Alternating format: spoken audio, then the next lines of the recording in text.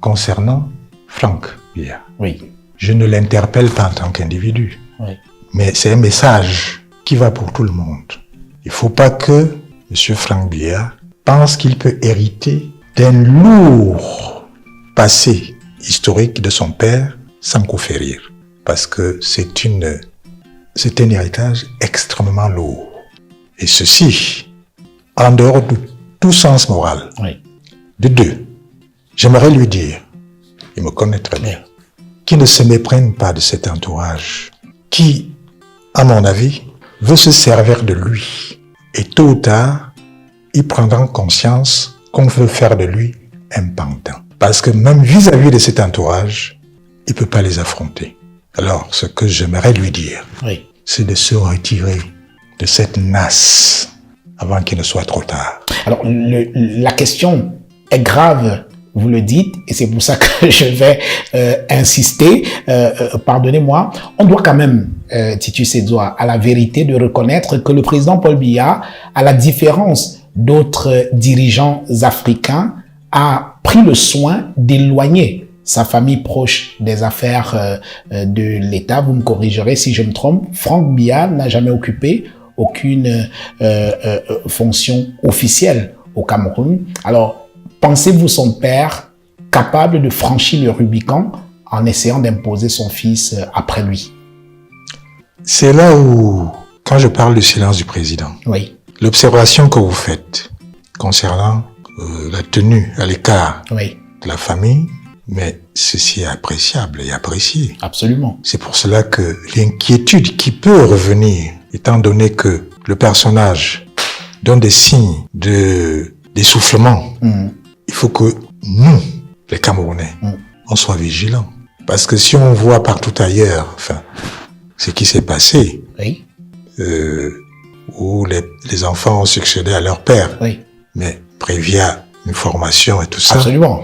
Au Gabon, Ali a été, au moment du décès de son père, était ministre de la Défense. Il a été ministre des Affaires étrangères. Absolument. Au Togo, Faure Eyadema était déjà dans les arcanes du pouvoir. Oui. Au Tchad, le fils d'Éby était chef d'état-major des armées.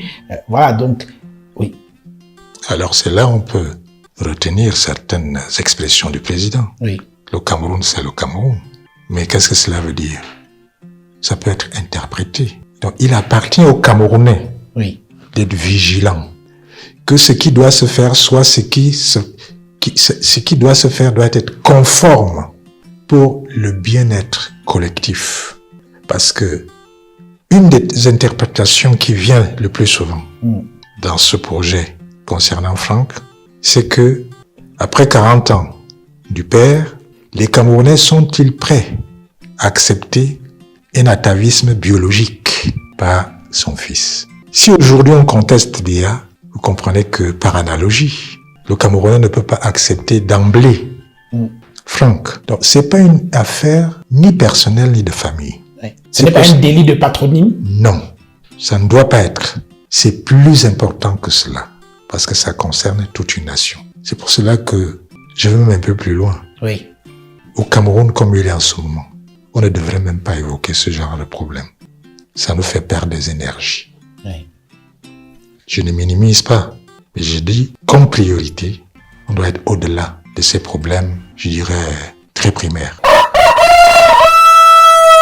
Mesdames, Messieurs, chers compatriotes et toutes celles de ceux qui me font l'honneur de suivre les actions de SOS Cameroun solidarisé par ma voix, je vous dirai jamais assez merci pour ce que vous nous apportez au quotidien. Sans vous, nous ne sommes rien et nous ne serons jamais rien. C'est pour cela que je ne manque aucune occasion, ici comme ailleurs, pour vous renouveler nos remerciements. Merci à toutes et merci à tous. Alors, mes chers compatriotes, comme vous pouvez le constater, ici, il fait encore froid. On ne sait pas quel temps fait-il. Ça change à tous les coups.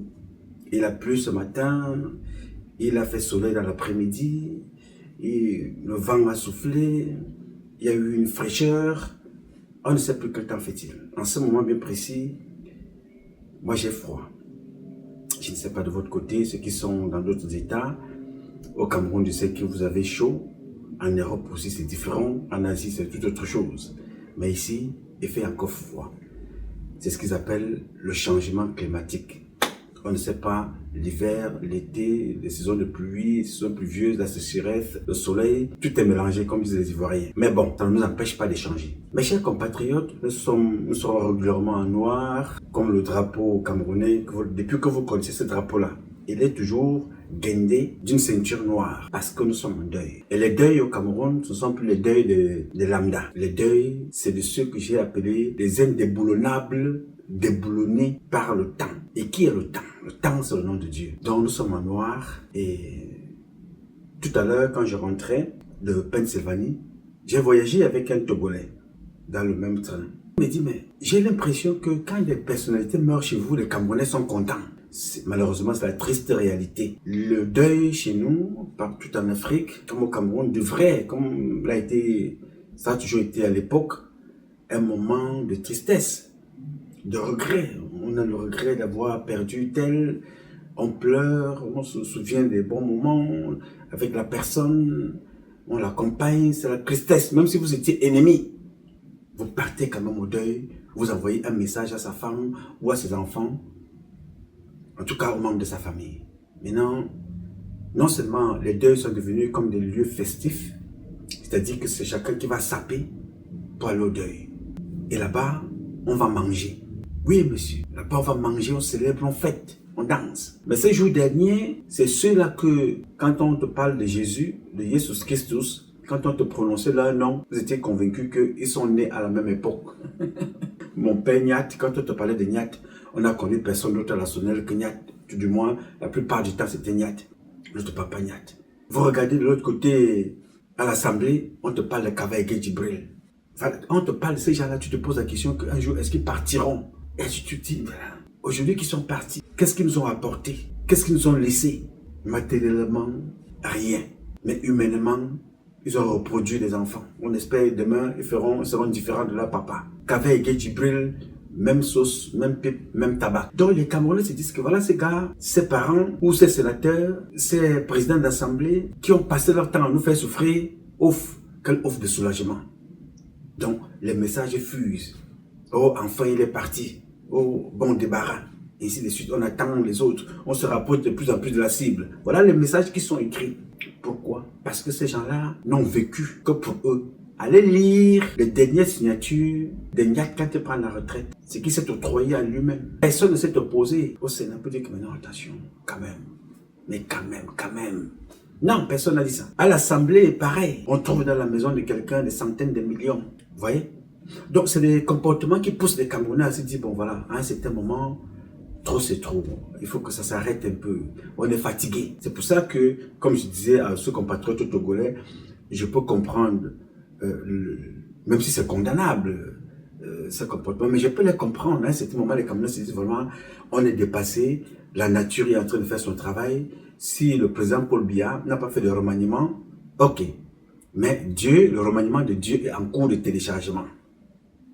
Comme moi-même, je l'ai écrit sur ma page Facebook, le remaniement de Dieu est en cours de téléchargement. Ce n'est pas parce que ces gens-là ne doivent pas mourir. Non, mais les gens se sentent libérés d'une certaine souffrance. Je vous parlerai d'un paille, du nombre d'enfants qu'un paille a fait tuer dans la ville de Douala. C'est invraisemblable. Qui peut pleurer un paille à Douala? À l'époque, Jean de Dieu Momo, le ministre, il était encore le vrai Jean de Dieu Momo, avocat. Il se battait partout. Et ce Jean de Dieu Momo, pour avoir défendu certains de ces enfants-là, chez lui à la maison, les gens venaient découper à son bureau, et même menacés chez lui, on venait découper, il retrouvait parfois les têtes des lézards, découpées comme ça devant la porte, avec le sang partout, pour lui faire comprendre que après ces lézards-là, c'est toi qu'on va prendre. Il était encore Momo le vrai. Parce que parmi tous les ministres que vous voyez là, moi je vous le dis tous les jours, vous savez, moi je suis constant. Ce n'est pas parce que ce que je dis est vrai, mais c'est parce que je crois. Je vous dis ce que j'ai vécu. Et je suis convaincu de ce que je connais.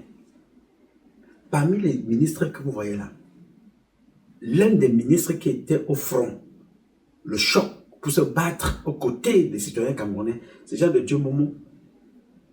Et Jean de Dieu Momo que vous voyez là, là-bas il joue un rôle, il n'est pas lui-même. Et il a compris que le système aime les gens qui jouent le rôle. Comme je hier, Issa Chiroma, aujourd'hui qui s'est fait piéger lui-même à force de jouer les rôles. Je suis chez moi, je ne bougerai pas. S'ils ont l'intention de venir me prendre chez moi, je ne bougerai pas. Je suis Chiroma. S'ils ne savent pas ce que c'est qu'être Chiroma, je suis Chiroma. Et vous allez voir un jour, je ne souhaite rien. S'il arrive quelque chose à Momo aujourd'hui, les gens me diront pareil. Vous avez vu celui qu'on appelle Molinex pour la Tangandji. D'après ce qu'on nous dit que pour la Tangandji, il y a un problème à l'anus. Je ne sais pas si c'est vrai. D'autres, au vu de la démarche, on dit que non, il a des testicules qui gonflent. Est-ce que c'est vrai? Oui, je ne sais pas. Vous voyez, les gens, ça devient de la moquerie. Pourquoi? Parce que ces gens-là ont toujours fonctionné comme si c'était des extra-hommes. Comme si les Camerounais ne valaient rien. On les parle mal, on les méprise, on les humilie, on les traite comme des moins que rien. Les gens ont du respect pour leurs chiens que pour les Camerounais. Donc quand on voit Atangandji marcher comme il marchait là, en écartant les pieds, on a l'impression que bon, ceux qui disent qu'il a les testicules qui gonflent, peut-être ils ont raison. D'autres disent qu'il a un bâton dans l'anus. Excusez-moi de ces mots-là parce que il faut vous expliquer des choses pour que chacun d'entre vous comprenne de quoi est-ce qu'il est question. Pourquoi est-ce que les Camerounais sont contents de voir leurs dirigeants mourir? Parce que ces dirigeants-là, pour la plupart d'entre eux, ont passé leur temps à maltraiter les Camerounais, à les malmener. Vous voyez comment les acteurs fonctionnent? Je vous avais fait la liste depuis très longtemps. Les acteurs qui ont accompagné ce système-là, dans la distraction, on les connaît. Momo va sortir, il va faire quelque chose, on va en parler pendant un mois. Si ce n'est pas Momo, ça va être Brenda Biya. Si ce n'est pas Brenda Biya, c'est Célestine Ketcha qui va vous faire comprendre qu'il y avait quoi avant. On va en parler. Si ce n'est pas Célestine Ketcha, ce sera Chantal Biya qui va sortir. Si ce n'est pas Chantal Biya, c'est sur haute instruction. Gongo va agir. Si ce n'est pas Gongo qui agit, ça va être Indira Baboke qui va aller prendre son diplôme et embarquer tous les ministres avec elle. C'est-à-dire même ceux qui... Tout le monde doit aller là-bas à la soutenance. Les ministres laissent leur travail. Si ce n'est pas Indira Baboke, c'est Baboke lui-même. Si ce n'est pas Baboke, ça va être Crescence Baboke. Bon, je vous dis là, prends les noms, les mêmes personnes. Et ce n'est pas pour inaugurer un hôpital. Ce n'est pas pour inaugurer une université. Ce n'est pas pour faire la grande ouverture d'un stade qui a été construit jusqu'à la fin, clairement. Non, c'est pour distraire les gens avec leur vie personnelle en utilisant les biens de l'État, les devises, les deniers de l'État, l'argent de l'État. Il ne faut rien pour le Cameroun. Et le pompon, on va prendre celui qui a la FECA Foot. L'homme qui a plongé. Je dis, on a connu les échecs du football au Cameroun, mais celui-ci, il est en train d'enterrer le football au Cameroun. Et dans tout ça, on entraîne toute la République, les ministres, tout le monde, on embarque tout le monde avec ça. Comment voulez-vous que les gens soient contents? Comment voulez-vous que les gens soient fiers de ce monde-là? Alors quand il arrive quelque chose à l'un d'eux, le peuple s'en moque éperdument, ils s'en foutent éperdument. Ils vont dire tout pour se moquer, voyez-vous? C'est-à-dire, si vous regardez la FECAFOOT seulement, vous dites, bon, qu'est-ce qui s'est passé avec Puma? On doit payer. Qu'est-ce qui s'est passé avec la nouvelle marque que le monsieur a ramenée? On doit payer. Qu'est-ce qui s'est passé avec les entraîneurs qui sont partis, tout ça là? Qu'est-ce qui se passe? Qu'est-ce qui ne va pas? On doit payer tout ça. Et qui paye? C'est le contribuable, c'est le Camerounais lambda qui n'a rien. Mais on est toujours en train d'entraîner les ministres à gauche, on entraîne les ministres à droite, on prend des personnalités, on monte, on descend. Pour quel résultat? Résultat nul. Et on regarde ça, les papas capables de dire non, on ne fonctionne plus comme ça ici. Ça ne peut pas marcher, mais ils suivent comme des moutons. Oui, monsieur. Et quand vous écoutez les discours de ces individus, vous comprenez l'impréparation, l'improvisation. On appelle les gens à tort et à travers. Comment voulez-vous que les Camerounais soient contents quand il arrive quelque chose, ou bien les Camerounais soient tristes quand il arrive quelque chose à l'une de ces personnes? Non, les Camerounais s'en moquent. Ils sont même fiers. Ils disent, ok, bon débarras. Alors, j'ai répondu à ce compatriote-là que tout finit par finir. Le temps de Dieu approche à grands pas. Donc, on ne peut pas se plaindre. Ça peut être, je suis sûr que Dieu m'appellera bien sûr un jour. Mais je suis convaincu que les Camerounais retiendront quelque chose au moins de positif de ma modeste petite personne. Nous sommes donc en deuil. Il y a une catégorie de personnes qui se croyaient intouchables. Ils ont vendu leurs propres enfants. D'autres ont, vous avez vu à un certain moment, c'était les filles de ces ministres-là qui partaient. Donc tel ministre a perdu sa fille, tel ministre a perdu sa femme, il a perdu sa femme. Mbarga Ngele il a perdu sa fille autant pour moi. Maglo a perdu sa fille. Mbarga Ngele a perdu sa fille. Mbargo Mboa a vendu sa femme. Et ainsi de suite. La plupart d'entre eux ont sacrifié. Comme c'est à la mode au Cameroun, c'est les femmes et les enfants qu'on tue comme ça. Mais maintenant, ils sont en train de mourir eux-mêmes, un à un. Non, mais c'est la question que je vous posais depuis très longtemps. Donc, tu pars à l'école, tu as le diplôme, tu viens, le président te donne un travail, tu ne fais pas ce travail-là. Après, tu entres dans les choses compliquées, les sodomifiants, faire venir des marabouts, les charlatans des pays voisins de l'Afrique de l'Ouest. Tu sacrifies ta fille, tu sacrifies ta femme, tu sacrifies tes propres enfants. Toi-même, tu deviens sodomifiant. Après, on prend ta vie. Mais quel était donc l'intérêt? Je ne sais pas. Quel était l'intérêt de faire tout ça pour finir comme ça? Je ne sais pas si vous comprenez ce que je veux dire. Vous les voyez se coucher tous les jours. Hein? Les préfets qu'on tue dans la maison avec leurs enfants, avec classer sans suite. Vous avez suivi ça? Un préfet, la maison totalement calcinée. Les généraux qui meurent, les colonels, les ministres comme Dodo Ndoké, hein? Les directeurs de sociétés comme Mat Angélique Mincha. Ils meurent en cascade. Tu te dis que mais donc, ces gens-ci peuvent aussi mourir. Donc, vous avez traité le peuple comme ça avec mépris. Et que c'est le même peuple que vous avez traité avec mépris qui vient creuser vos tombes pour vous enterrer. Donc vous mourrez aussi. Donc vous voyagez pour aller vous faire soigner en Suisse. Là-bas on dit que non. Il est tombé, Pamdoum. Il est mort. Martin Benengue Boutou. Il est parti. Il est mort. Pamdoum. On parlait là des gens de Fumanakam. Il est mort là-bas en Suisse. Donc mais attention. Donc vous aussi vous mourrez, même quand vous allez vous soigner à l'étranger. Les gens se moquent et les gens rient. Pourquoi? Parce que ces gens-là ont toujours traité les autres, le Camerounais, avec beaucoup de mépris. Donc c'est pour ça que vous voyez donc, comme je le disais à mon compatriote togolais, c'est la raison pour laquelle les Camerounais se moquent de ces gens-là. Nous avons tout, mais nous n'avons rien, pas d'emploi. L'assassinat est devenu un mode de vie. On tue, on vend la drogue, on déterre les morts, on vend les restes. Pendant ce temps, les Chinois, ils viennent s'arrêter chez nous. Nous, on va déterrer nos corps, les corps de nos parents pour vendre les restes, les ossements humains. Pendant que la Chine creuse la terre pour prendre l'or et le diamant, nous, on creuse le sol pour déterrer les corps de nos parents. Les Chinois sont là pour creuser la terre, pour prendre l'or, le diamant, le pétrole, prendre le bois. Ils prennent même parfois des pièces d'argent pour amener chez eux. Mais nous sommes en train de déterrer nos parents. Et c'est normal. Et quand on ne déterre pas nos parents, on est dans la drogue. On est dans l'empoisonnement. On s'auto-empoisonne. Les usines qui poussent au Cameroun, contrefaçon, le poison. Les mamans versent le formol sur les avocats, les bananes. Les mamans qui ont accouché des enfants. Mais il faut les voir pleurer leurs propres enfants alors qu'elles sont là dehors pour empoisonner les enfants des autres. Tout ça, on dit non, Bia. Toi, tu empoisonnes ici en bas, mais tu pointes Bia. Tu pointes sa femme. Tu tues ici en bas, tu accuses Bia. Tu accuses sa femme. Tu accuses les ministres. C'est pour ça que je vous dis chaque fois, accusons ces gens-là. Ils sont responsables. Ils sont totalement comptables. Mais posons-nous chaque fois la question. Moi, quelle est ma part de responsabilité? Moi qui te parle, moi, Patrice Tuma. Toi qui accuses Bia, Ngacha, lui Bertrand, Kamdem, toi Onua, Mvondo, toi Biboum, Alexandre, toi Oumarou, toi Bion, toi Edimo, toi Ngobekai, toi Aladji. C'est-à-dire que tu te poses un peu la question, un temps soit peu, quelle est ma responsabilité même dans ce qui se passe là? Est-ce que tu t'arrêtes de te poser cette question, n'est-ce pas? Quelle est ma responsabilité? Tu crois que moi qui parle ici, là, je n'ai pas besoin d'argent?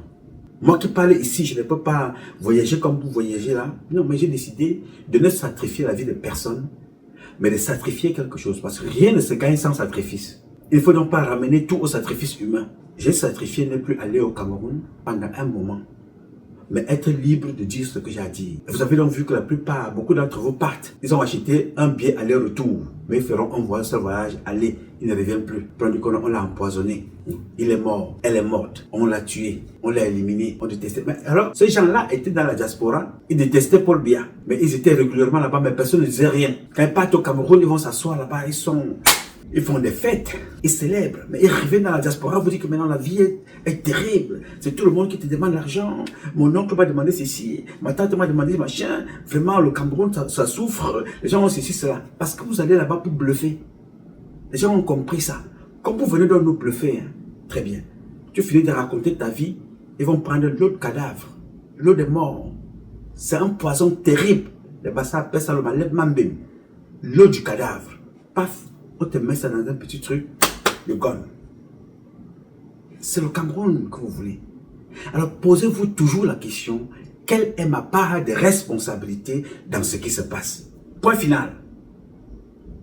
Dès que tu t'es posé cette question-là, tu pourras mieux défendre, mieux combattre, mieux dénoncer, mieux sensibiliser, mieux t'indigner, mieux informer, contribuer au changement. Mais si tu penses le changement en dénonçant seulement, en accusant les autres, sans te poser cette question-là toi-même, tu es dans l'ondem. Comme dit souvent Djibokas. Bien.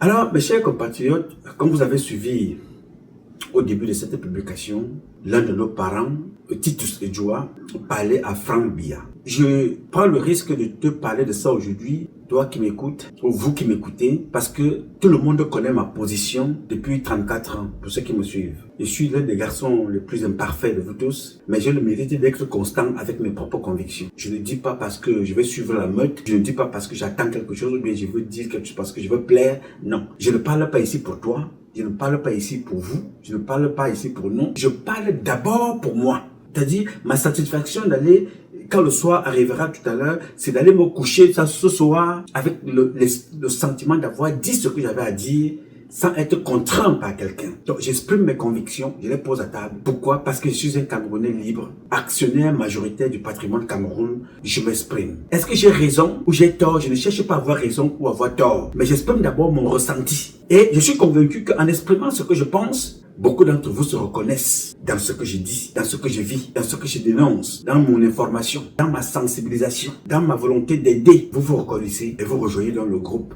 des enfants indignés. Je ne suis pas un influenceur, je ne suis pas un activiste, je ne sais pas ce que ça veut dire. Je suis un Camerounais qui a observé, et longtemps observé, qui a été à l'intérieur en tant que soldat, en tant que militaire, qui a regardé, qui s'est dit non, on ne mérite pas comme ça. On ne mérite pas de vivre comme ça. Moi, je suis parti de l'armée de moi-même. Personne ne m'a demandé de partir. La photo que vous voyez avec le président, là, j'étais parti de l'armée depuis longtemps. Yes, sir. Mais on m'appelle. Là, je suis sur le cordon à Orly. La photo là que vous voyez là, nous sommes à Orly Sud. Je salue le président et sa femme. Mais cela ne m'empêche pas de leur dire que je suis mécontent. J'aurais mieux, je serais resté là-bas avec eux, faire l'hypocrisie, comme Issa Chiroma, comme Paul Atangadji, comme Jean de Dieu Momo. J'ai dit, je ne fais pas ça, je ne connais pas faire l'hypocrisie. Ou c'est moi, ou ce n'est pas moi. Ou c'est ça, ou ce n'est pas ça. Je serais resté là-bas, j'avais tous les avantages. Je mangeais, je voyageais, j'allais à la mission, j'avais des voitures. Comme je suis un adepte des motos, comme mon père d'ailleurs, j'avais des motos. Je faisais ce que je voulais. On m'envoyait en stage partout. Mais je me suis levé un jour, j'ai dit, moi, je ne suis pas content de ce qui se passe. Je suis parti. Ça a été un sacrifice énorme. Ça fait plus de 30 ans. Je serais resté, j'aurais tué mon père, j'aurais tué ma mère, commencé à sacrifier mes soeurs, des membres de ma famille, pour mourir moi-même demain? Non. Je touche du doigt. Dieu garde la plupart d'entre eux encore vivants. J'ai fait mon choix de dénoncer et de dire au président de la République, il y a vous autres ce qui ne va pas et comment faire pour y remédier. Ça s'appelle un sacrifice. Il me manque beaucoup de choses, dont la plus importante c'est votre amour à vous. Il faut vous rendre donc compte que ce sacrifice-là a payé beaucoup de choses. Je ne peux pas regretter d'un côté et je regrette de l'autre côté de ne pas pouvoir m'asseoir avec vous ensemble, manger dans la même assiette, discuter, rire aux éclats, faire des commentaires. Pourquoi? Parce qu'aujourd'hui, une fois tu t'assois comme ça, demain matin tu apprends qu'on a empoisonné tel, il est mort. Une fois tu vas t'asseoir avec des personnes, tu penses partager des bons moments avec tes frères, après tu entends qu'il est tombé, il est mort. Oui monsieur. Il est mort de quoi? Crise cardiaque, on l'a empoisonné. Il venait de Suisse, on l'a empoisonné, il sortait de Belgique. On l'a empoisonné, il sortait de l'Allemagne. On l'a empoisonné, il sortait des États-Unis. On l'a agressé, il sortait de Paris. Mais finalement, vous voyez à quel niveau vous avez laissé le combat, au lieu de combattre le système, dénoncer le système, vous vous entretuez entre vous. Et ça aussi, vous allez accuser Paul Biya. J'ai vu une image qui m'a, avant de vous parler du sujet, parce que c'est de Franck Biya que je vais vous parler aujourd'hui, qui m'a tellement embêté que ça m'a fait mal au cœur. Et j'ai compris que le problème, ce n'est pas les autres. Le problème des Camerounais et des Africains a été des étrangers à une certaine époque, dans les années 1718, dans des années, nous avons beaucoup subi les Occidentaux, la traite négrière, l'esclavage et tout ce que ça comporte. Vous connaissez l'histoire. Mais quand on a pris conscience que les gens nous ont fait du mal, qu'est-ce qu'on fait? On décide de se protéger pour ne plus subir la même chose. Mais quand on s'est inspiré de ce mal-là pour nous faire du mal entre nous, donc il y a une image que j'ai retrouvée où ce qu'on appelle des agents de la mairie prennent une voiture, tout simplement parce qu'on a demandé aux mamans de ne plus vendre là, mais ils vont prendre la voiture, ils viennent écraser les marchandises de ces mamans-là. Ça, j'ai compris que le degré de méchanceté du Camerounais a atteint un autre niveau. Le degré de méchanceté, c'est-à-dire qu'on va prendre une voiture, ils sont sur la voiture, ils braquent la voiture sur les personnes pour écraser leurs marchandises en plein Yaoundé. J'ai conservé cette image-là. Et il y a une autre que j'ai retrouvée où un autre décide totalement de prendre un jeune gars qui vend son piment sur la brouette, de verser son piment au sol. Et ça aussi, c'est Paul Biya. Est-ce que ça aussi, c'est Paul Biya qui t'a dit, il t'a appelé, il t'a dit, prends la voiture, va écraser les marchandises de tes parents. Paul Biya a pris son téléphone, il t'a dit, va verser, Alors, vous voulez que les choses changent. Je me rends compte que vous êtes plus dangereux que Paul Biya. Nous sommes plus dangereux que Biya Bienvenue. Au vu de nos comportements, nous sommes plus dangereux que le régime. Quand je vous vois faire, je me dis, mais ce n'est pas possible. La méchanceté a atteint un autre niveau. Comment ont-ils fait pour en arriver là? La détestation de l'autre est devenue un problème. La jalousie, la méchanceté, l'égoïsme, l'égocentrisme, la malhonnêteté, le mensonge, la manipulation. Ça aboutit au crime, à l'emprisonnement. Il faudrait que chacun essaie un peu de se remettre en cause pour changer les choses. Bien. Mes chers amis, vous avez donc été nombreux à regarder l'introduction de cette publication. Vous avez entendu le père Edouard Titus. Edouard Titus, c'est quelqu'un qui a été ministre et qui a été secrétaire général dans le gouvernement du président Biya. Il a fait 17 ans de prison.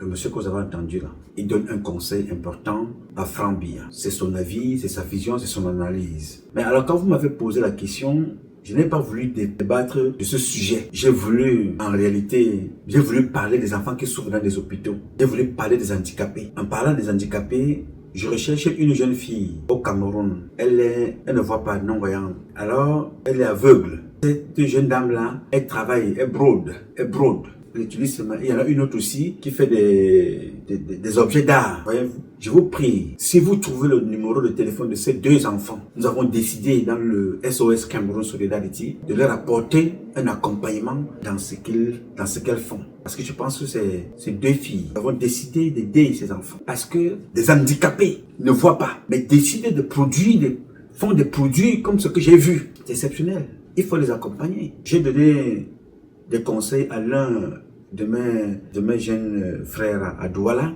Il est aussi handicapé, comme ça. Et je lui disais que ton histoire, il faut écrire un livre de ce qui t'est arrivé dans ta vie.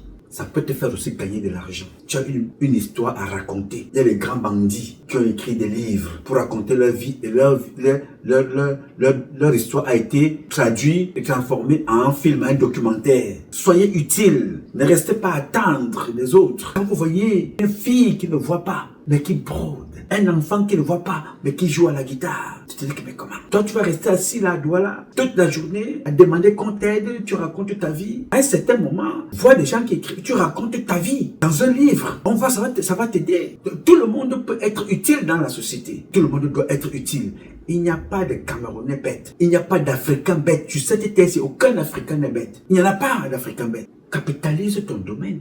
Un artiste qui joue à la guitare, aveugle. Moi-même j'ai les yeux, j'ai encore 2 bras. Je remercie Dieu. Je ne peux pas jouer comme comme Aimé, on appelle comme le jeune Aimé là. You know? Je ne peux pas jouer comme lui. Il a le talent. Donc, dès que tu développes ton talent, capitalise-le. Si tu attends toujours les autres, ils vont te demander, même si tu es handicapé, à un certain moment, ils vont te dire que non, tu commences à emmerder les gens. Va travailler, écris un livre, raconte ton histoire pour aider les autres un jour. Parce que chaque fois que tu poses un acte, ça inspire les autres, ça sensibilise, ça informe. Donc, à travers un livre, tu es handicapé, tu fais quoi là? Tu ne vois pas. Appelle ce qu'on appelle le nègre. Les nègres, c'est ceux qui écrivent les livres pour les autres, si je ne me trompe pas. Et raconte ton histoire. Au moins quelqu'un qui va se reconnaître là-dedans. Donc, soyons utiles. Posons-nous de bonnes questions. Alors, je reviens donc sur Titus Sedjoa, qui a travaillé avec Paul Biya. Il a été ministre, secrétaire général et tout ce que vous pouvez imaginer. Il a fait donc 17 ans de prison. Parce qu'il avait dit qu'il il voulait remplacer Biya. Il se retrouvait, on lui a collé une affaire. Il avait tiré à Tangara. 17 ans de prison. Alors, vous avez écouté son conseil à Franck Biya. Et vous m'avez posé la question, qu'est-ce que moi j'en pense? Je vais vous dire la vérité parce que je suis un enfant vrai. Je suis constant, je suis cohérent, je suis persévérant avec moi-même. Le premier challenge que j'ai tous les jours, c'est contre moi-même. Et c'est pour moi, et c'est avec moi-même. Je veux être le meilleur de moi-même que celui que j'ai été hier, que je sois meilleur demain. Donc quand je te parle ici, je te parle de moi et de ce que je pense d'abord. Vous savez, nous sommes nés au Cameroun. Alors, à l'époque, l'obsession de nos parents était de payer notre scolarité pour aller apprendre l'alphabet et que chacun puisse être utile dans son domaine un jour. Pour apprendre l'alphabet, afin que chacun de nous puisse être utile, indépendant dans la vie un jour. C'est pour ça que vous voyez que les parents, certains n'ont pas de maison, certains ont des maisons en calabote, parce qu'ils ont investi sur leurs enfants, sur leurs filles, qui sont devenus des médecins, qui sont devenus des professeurs, des enseignants, qui sont devenus des hommes d'affaires, des magistrats, des avocats, des médecins, des coiffeurs, des coiffeuses, des entrepreneurs, partout. Les parents ont donné beaucoup, tout ce qu'ils avaient pour nous envoyer là-bas. Et nous, on n'avait rien à l'époque. Je me souviens qu'à la CCC, on ne pouvait pas demander au père, papa, donne-moi l'argent, là, je vais aller acheter des crampons, des godasses pour jouer au foot ou à la maman. Jamais. Parce que les gens considéraient le football, la musique, comme étant des métiers des enfants perdus. Donc tout parent aurait voulu que son enfant aille à l'école. Ne lui parle pas de boxe, ne lui parle pas de musique ou de football, non. Il fallait aller à l'école. Alors pour acheter des godasses pour jouer, nous on attendait la saison pluvieuse.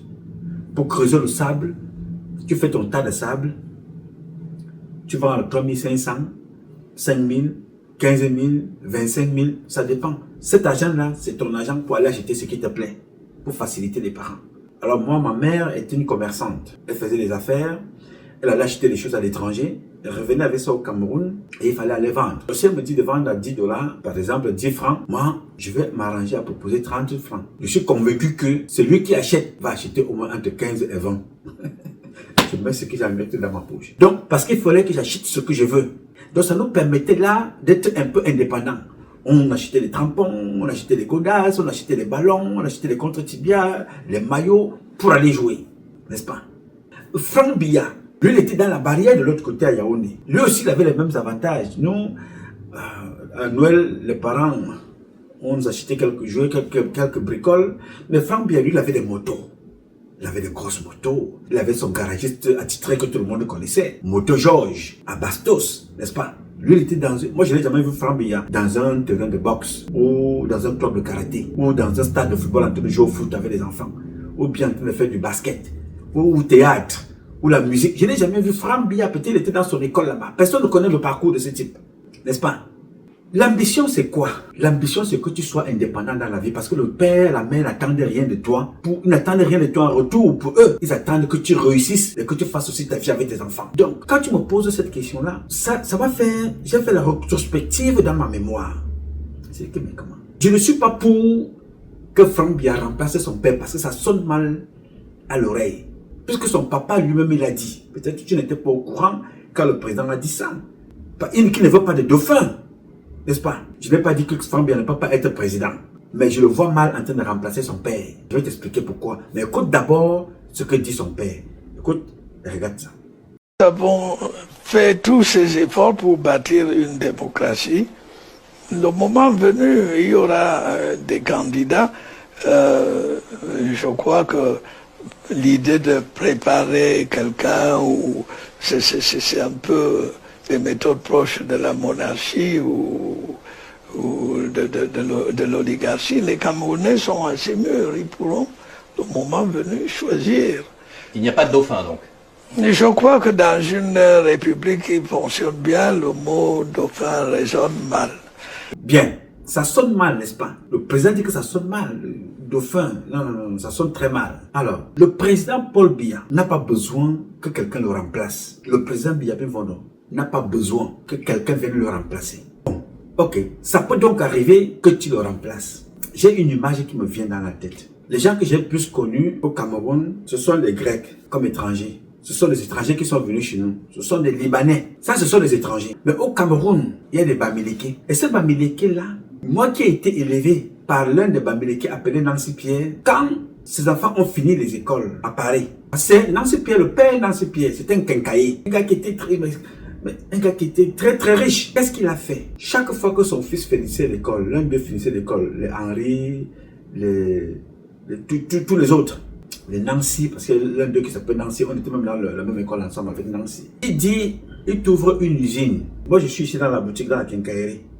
Au lieu de commander les tôles de l'autre côté, il te construit une usine. Il dit que toi, occupe-toi des tôles. Toi, va t'occuper de l'usine du ciment. Toi, va faire ceci. Toi, va faire cela. Tu comprends un peu cet exemple-là, n'est-ce pas? C'est-à-dire, chaque enfant, ils sont restés dans le sillage du père, dans les spécialités qui évitent que le papa aille encore en Europe commander ce qu'il t'a demandé de faire. Va faire l'usine de tôle. Toi, va faire tel. Toi, va sur les planches.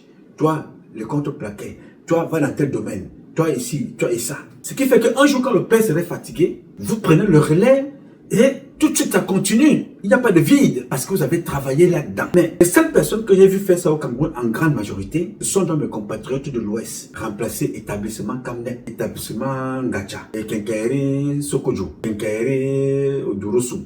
La plupart, c'est eux. Et on dit non, cette quincaillerie-là, le père Kamden, non, on dit non, le papa Kamden même. Oh là là, qu'est-ce qu'il était gentil, papa Kamden. Mais c'est son fils qui est là. Mais ça, il est mort depuis quand? Non, papa Kamden, ça fait pratiquement 11 ans qu'il est mort. Oh là là, ça fait 11 ans. Oh, mais son fils, il tient bon, hein. Le fils a continué. La présence du père se ressent par la continuité. Ça ne s'est pas arrêté. La seule présence du père que l'on ne voit pas, c'est sa présence physique. Mais dans cette quincaillerie-là, tu verras toujours la photo du papa là-bas. Et que ça, c'était mon père. L'hérité de mon papa.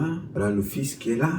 Et le fils aussi en train de former aussi son fils. Quelque part, quand tu finis l'école, on t'apprend à compter l'argent. Voilà comment l'homme Bamileke a toujours fonctionné. Même s'il y a des tontines. Il n'y a pas qui ne fait pas de tontines. Même les Chinois font des tontines. Mais chez nous, les petits, quand tu finis de gagner la tontine, tu voles l'argent, tu fuis. Dès que tu finis de gagner l'argent, tu as dit, toi, tu es dans les bars, les femmes, la fête et tout ça, tu fuis avec l'argent. Mais dans la quincaillerie, dans la tontine, selon Bamileke, dès qu'on te donne l'argent, on finance quelque chose. Tu vas là-bas. Tu travailles là-bas pour rembourser la tontine. Oui, monsieur. Donc, les gars sont comme ça dans le relais, chaque jour. Maintenant, Franck Biya va remplacer son père. Son père est un homme politique, diplômé en sciences politiques. Franck Biya va le remplacer dans quel domaine? On nous a dit une fois que Franck Biya était le conseiller de son père. Tous les conseillers de Paul Biya sont connus. Il y a des décrets. On n'a jamais vu le décret de Franck Biya. Quel conseil donne-t-il à son père? Quand on a volé l'argent de la canne, quel est le conseil que Franck Biya a donné à son père?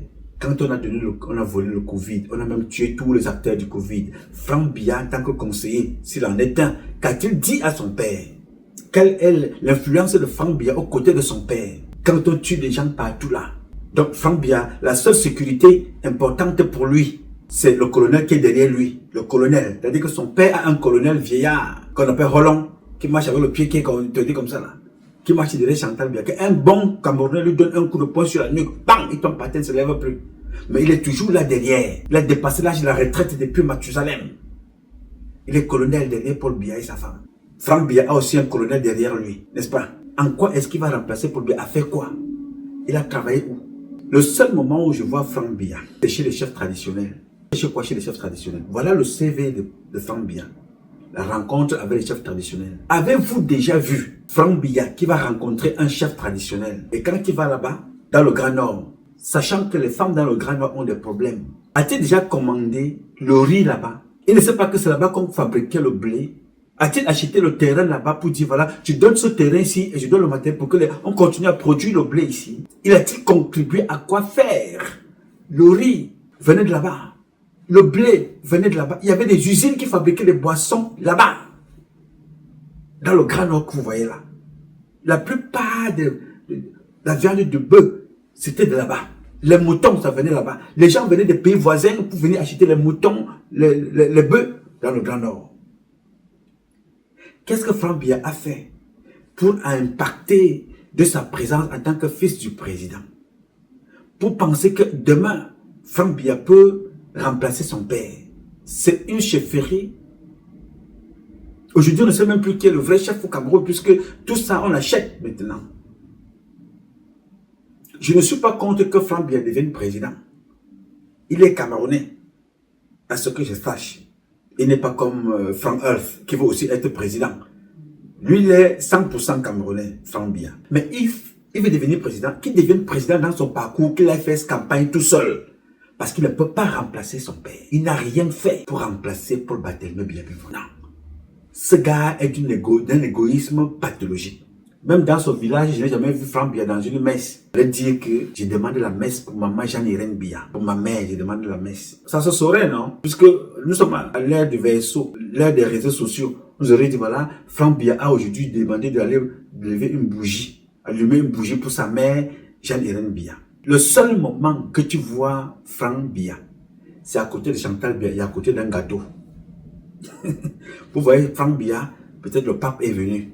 Vous voyez Franck Biya, il y a Macron, vous voyez Franck Biya. Non, vous ne voyez pas Franck Biya, là où les Camerounais ont besoin d'eau. On dit que non, les puits d'eau là, c'est Franck Biya qui a donné ce puits d'eau. C'est Franck Biya qui a fait ci, c'est Franck Biya qui a fait ça.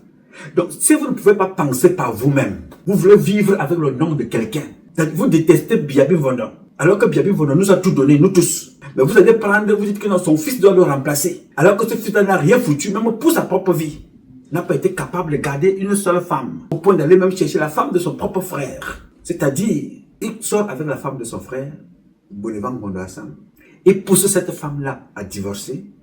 Et il épouse cette femme-là dans la même maison. Vous comprenez, comme je vous expliquais l'autre jour, que quand Paul Biya ne sera plus là, les problèmes que nous allons gérer dans les familles, il y aura un tribunal spécial qui va gérer des problèmes d'inceste au Cameroun, des problèmes d'adultère, des enfants adultériens qui sortiront de partout.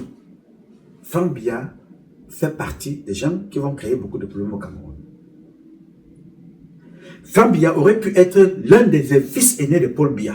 Moi, je dis toujours que l'enfant n'est pas celui qui a mis l'enfant au monde. L'enfant, c'est celui qui t'a éduqué. Ton père est celui qui t'a éduqué. Ta mère est celui qui t'a éduqué. Franck Biya, faisant donc partie des fils aînés de Paul Biya, parce que je considère qu'il y en a plusieurs. Des fils aînés de Paul Biya, parce que moi, j'en fais partie. Comme toi, puisqu'on appelle Paul Biya le père de la nation. Donc moi aussi, je suis son fils. Mais le fils aîné de Paul Biya, l'un des fils aînés de Paul Biya, le plus privilégié, Franck Biya. Franck Biya peut être le fils aîné sur qui Brenda Biya devrait s'appuyer. Avez-vous déjà vu Franck Biya avec Brenda dans son état là? Est-ce que vous avez vu Franck Biya accompagner sa soeur à l'hôpital? Hein? Le seul moment que vous voyez Franck Biya, c'est toujours à côté d'un gâteau d'anniversaire, à table, en train de manger. Et ils mangent. Ils sont contents. Vous le voyez à table là, ils bouffent. Mais vous ne verrez jamais Franck Biya avec sa soeur. Dit que papa, notre soeur, ma soeur, il faut faire ceci, il faut faire cela. Vous ne pouvez pas. Parce que ces gens-là pensent que tout leur est acquis. Franck Biya sort. Il est accompagné par la garde présidentielle. Oui, monsieur. Oui, je veux comprendre que les enfants d'un président soient protégés, parce qu'on ne sait jamais. Mais celui-là nous apporte quoi dans la société? en Vomeka et n'importe quoi. Il y a des enfants qui travaillent en Vomeka, il y a des enfants qui font des choses. Hein. J'ai vu des femmes créer des choses en Vomeka qui ne sont pas les fils d'eux. J'ai vu les femmes faire des choses à l'ouest qui ne sont pas les fils d'eux. Au centre, au sud, au nord-ouest, au sud-ouest, à l'est. Mais Frambia, lui, il est dans l'or. Il est dans le diamant. Il est dans le bois. Il est dans le pétrole. Tu entends que non, le gars là, c'est l'ami de Frambia. Non, celui-là, c'est la copine de Frambia. Non, celui-là, c'est l'oncle de Frambia. Qu'est-ce qu'il nous a apporté pour que tu penses que je dois venir m'asseoir ici devant vous, vous faire comprendre que Frambia doit remplacer son père? Je pose la question simplement. Lui, il est en sécurité maintenant. Est-ce qu'il sait très bien que demain, son père ne sera plus président? Et il sera obligé de fuir au Cameroun. Oui, monsieur. Frambia n'est pas différent de Chantal Biya. Frambia remplace son père là-bas par leur Big Mac. C'est la guerre qu'on déclenche. Ce n'est pas une négociation. Je vous dis ce qui va se passer là-bas. Que ce soit Frambia, que ce soit Frank Hulse, que ce soit l'amant de Chantal Biya, que ce soit ceux qu'on appelle les amants de Ferdinand Gongo, que ce soit Ozote Babouké, toutes ces personnes-là, c'est la guerre. Oui, monsieur, ça va être la guerre. Il n'y a pas d'autre mot. Parce que même à l'intérieur d'entre eux, là-bas, ils vont déclencher la guerre. C'est pour ça qu'ils se sont neutralisés. Parce que ils se rendent compte que tel ne peut pas être là. Et c'est maintenant qu'ils se rendent compte qu'ils sont des imposteurs. Eux-mêmes. Ils disent que non, toi, tu ne peux pas remplacer le président. Toi, tu t'appelles Ngongo Ferdinand, tu ne peux pas. Tu as trop de casseroles, tu as trop de crimes. Pas parce que tu as passé ton temps à faire les hautes instructions. On connaît qui est qui dans la maison. Et Ngongo aussi dit que non, moi je connais qui est un Vondoyolo. Vondoyolo, c'est qui? Vondoyolo, c'est l'un des gars qui a tué le président de la République. Tout c'est pour lui. Être aux côtés du président, vous faire comprendre que non, le président a dit que non, tel doit le représenter à la FECAFOOT. Non, tel doit aller au Gabon. Oui, tel doit aller à la mission, signer un Vondoyolo. Non, ça c'est son niveau là-bas. Les femmes, les voitures, le pouvoir. Ce n'est pas la pensée idéologique. Ce n'est pas le développement. Non. Il faut dire des choses pour ne pas vexer Chantal Biya. Il faut suivre pour ne pas vexer. Donc, commande l'avion, il commande. Même si l'avion ne bouge pas par la suite, on a perdu de l'argent. Commande l'avion pour que Brenda Biya vienne rencontrer le pape. Même si après elle ne vient pas, on a dépensé de l'argent. Ça, c'est un Vondoyolo. On ne réfléchit pas, on ne pense pas, on ne développe pas. On obéit comme un mouton parce qu'on veut protéger son poste. Donc tout ce qui se passe autour, on gobe, on ferme les yeux, on passe et on avance. Et nous, on saute. C'est Paul Biya le problème. Alors, qu'est-ce que c'est qu'être le conseiller spécial? Il sert à quoi? En tant que conseiller spécial, on sert à quoi? Regardez tout le sud du Cameroun. Le manque d'emploi dans le sud du Cameroun bat tous les records au Cameroun. C'est ce que vous ne connaissez pas. Le sud natal du président. Plus de chômage là-bas que partout ailleurs. Et tous les gens qui sont là-bas sont présidentiables, sont des vice-présidents. Ils veulent remplacer Biya. Les Luc-Paul Motazi, les Edou, les Frank Biya, tout ce monde-là. Ils veulent remplacer Paul Biya. Qu'avez-vous fait pour remplacer le président? Vous ne faites rien pour vous-même. Vous ne dénoncez même pas ceux qui font mal dans le système. Pourquoi? Parce que vous avez mis un système de banditisme sur pied. Vous avez mis sur pied un système qui veut que vous vous approchiez des ministres pour leur faire comprendre que vous pouvez vous débrouiller à les maintenir au pouvoir ou à les faire nommer. Des femmes, on vient donner l'argent à des nièces de Paul Biya, on vient donner l'argent à des neveux de Paul Biya ou bien à des oncles. D'autres cherchent même des mariages, comme on nous a dit que Sondé de Cantel voulait épouser le frère de Paul Biya. Paul Biya a refusé. Donc, vous vous êtes spécialisé dans la marmaille, dans l'arnaque, dans la manipulation et l'escroquerie. Vous ne dites pas au président de la République que comme tu vois là, on n'a pas de route. Monsieur le président, moi qui suis ton fils, voici ce que Nganou Djoumessi a dit. Il dit que tes propres frères ont décidé de lui demander de se facturer. Papa, ce n'est pas moi, Frank Biya, qui dit ça. Nganou Djoumessi qui dit, écoute ce qu'il dit ici. Emmanuel Nganou Djoumessi pointe du doigt la corruption entretenue par les élites du Sud. J'ai reçu une bonne délégation de cette région qui est venue battre campagne, entre guillemets, pour l'entreprise qui est sur le terrain aujourd'hui, m'invitant à accepter le kilomètre de route à 1,2 milliard. Ça a entraîné des échanges épistolaires qui ont pris 6 mois. Je disais non. Bien plus. Le ministre des Travaux publics est le réceptacle des ressources destinées à l'aménagement des routes. Ce n'est pas le ministre des Travaux publics qui s'en va les chercher pour se les mettre à disposition. Que ce soit l'entreprise X ou... Bien, quand Ganon Djoumissi a donc fini de parler comme ça, tu as monté ça à ton papa, tu lui as fait une petite fiche. Tu dis, bon papa, c'est ce que je propose par rapport à ça. Est-ce que vous avez fait ça? Non. Vous demandez que Paul Biya doit tout faire. Il doit s'asseoir là pour vous. Il doit vous servir de couverture, parapluie pour voler. Il doit inviter des personnes pour que vous venez vous faire des photos. Il doit aller en voyage pour que vous preniez son avion pour aller aussi gagner votre part d'argent. Quelles sont vos initiatives? Quels sont vos faits d'armes? Pour penser un temps soit peu que Paul Biya doit choisir l'un d'entre vous, en l'occurrence Franck Biya, pour dire, voici mon fils, il faut que ce soit lui qui me représente, qui me remplace. Qu'est-ce que vous avez fait? Regardez l'humiliation que vous réservez à ce type. Moi, je vous dis tous les jours, le président de la République, moi, je ne suis pas avec lui. Je ne serai jamais avec le président de la République. Je resterai toujours du côté du père Biya. Parce qu'on ne négocie pas. Ce n'est pas une négociation pour un papa. Je n'ai rien à foutre avec la fonction de président. Je ne peux pas me battre pour Franck Biya. Je préfère mourir que de me battre pour quelqu'un qui ne sert à rien et qui n'a jamais rien servi. Ni pour lui-même, ni pour les autres. Mais je vais me battre tous les jours pour le père Biya, pour qu'il ne soit pas exposé, pour qu'il ne soit pas humilié, parce que j'ai le souvenir de ce qui s'est passé avec Ahidjo. Donc, Paul Biya lui-même fait partie de l'un des acteurs. Mais je ne veux pas que cela lui arrive. Je ne veux pas que ce qui s'est passé au Burkina Faso, avec Blaise Compaoré, en train de fuir son pays. Je ne souhaite pas que ce qui s'est passé avec Mobutu, ce qui s'est passé avec Ben Ali, avec Moubarak, avec Bokassa, je ne veux pas qu'il soit assassiné comme ça s'est passé avec Idriss Déby. Donc, ayant observé tout ça, je me bats tous les jours pour que la transition au Cameroun se fasse. Au lieu de voir ces gens-là mourir comme des poules, des chiens, des oiseaux, et qu'on se moque, que la transition se passe normalement au Cameroun et qu'on honore les nôtres. S'ils ont mal fait, préparons-nous à bien faire. Qu'ils aillent en retraite et qu'on leur montre que voilà papa, on n'est pas en concurrence avec vous. Peut-être vous étiez mal entouré, on peut vous le concéder, mais voici ce qui devrait être fait parce que ça vous rend service aujourd'hui.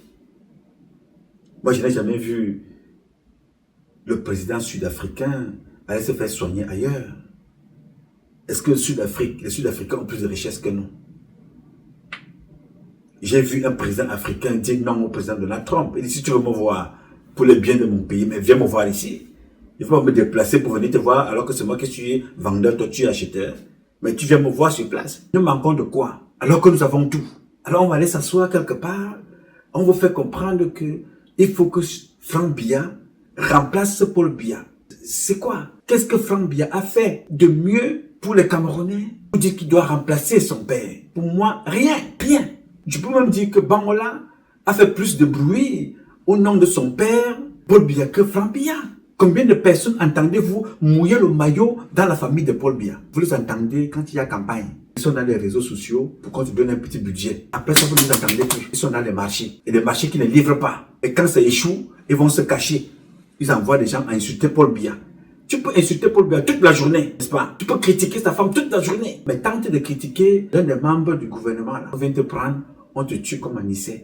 On vient te prendre, on te jette en prison comme ceux qui sont en prison. Donc, je voudrais ici te le dire, toi qui m'as posé cette question. Franck Biya peut être président du Cameroun, c'est son droit. Mais qu'il aille faire sa campagne et qu'il crée son parti. Qu'il montre que je suis Camerounais, je peux faire. S'il dit qu'il va remplacer Paul Biya, nous sommes en train de regarder le bilan de Paul Biya. Ce bilan-là, dont nous avons été des acteurs dans la destruction, des acteurs dans l'échec, avec Franck Biya en tête. Donc comment quelqu'un qui est à la fondation de l'échec de son père va remplacer son père au milieu de 30 millions de Camerounais ou de 35 millions, voire même 40? Est-ce que vous trouvez que c'est raisonnable pour nous de penser même comme ça? Est-ce que vous pensez que c'est raisonnable de penser que Franck Biya doit remplacer son père? Ça sonne mal à l'oreille, comme dit même son propre papa. Il a fait quoi? Les Camerounais souffrent. Les Camerounais souffrent. J'ai vu les enfants des autres. Quand tu vois Ben Salman du côté des Émirats arabes, car avant de devenir ce qu'il est devenu, on a vu, on te fait son parcours. On a vu à côté Ali Bongo avant de devenir président. Et il a été ministre de la Défense. On l'a vu à l'œuvre. Franck Biya aurait fait un effort de créer une fondation. Il crée une fondation.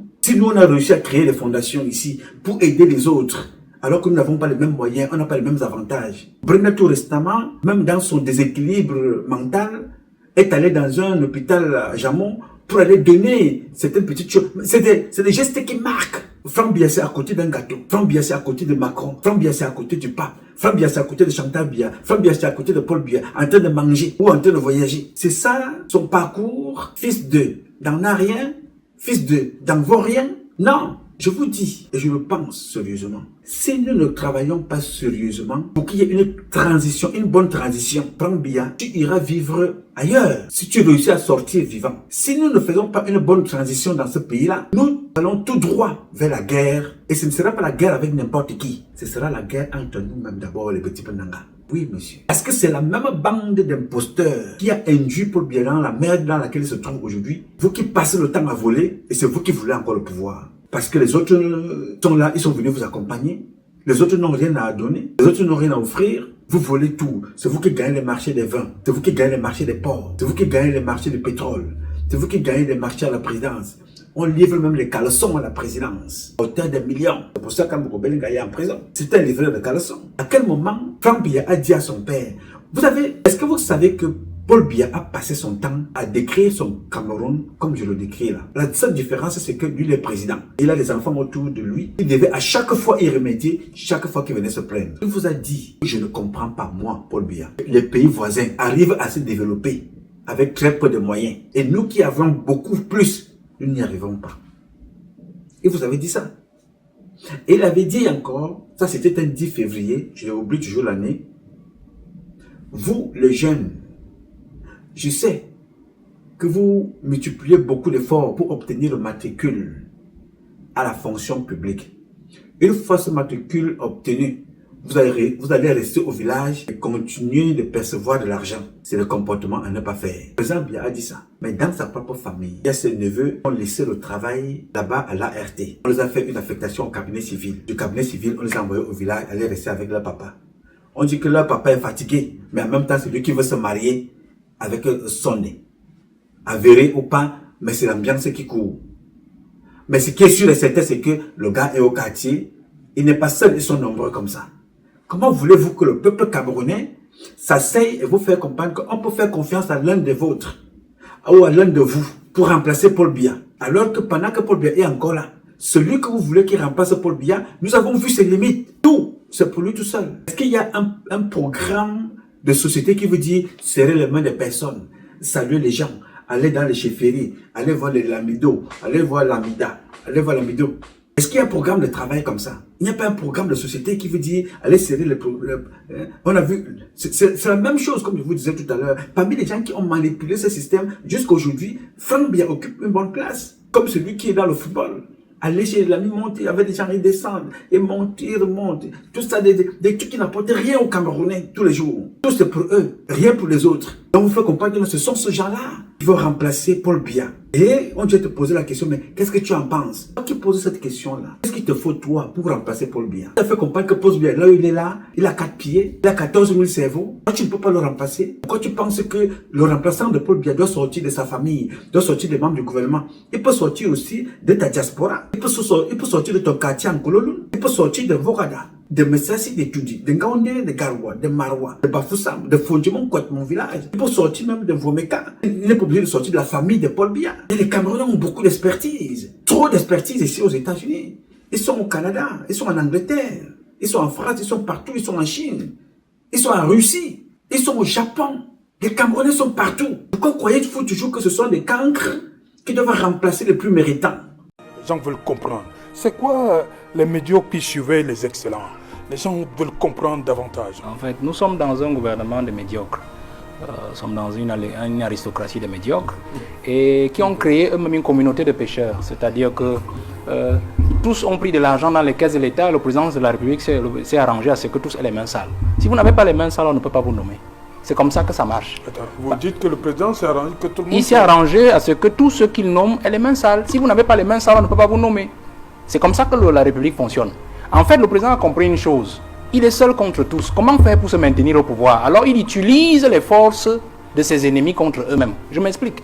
Les médiocres, il les prend, il les met au-dessus des plus méritants. Et c'est les médiocres là qui sont au-dessus des plus méritants qui s'arrangent à ce que les plus méritants n'émergent jamais. Vous avez dit quoi? Je m'explique.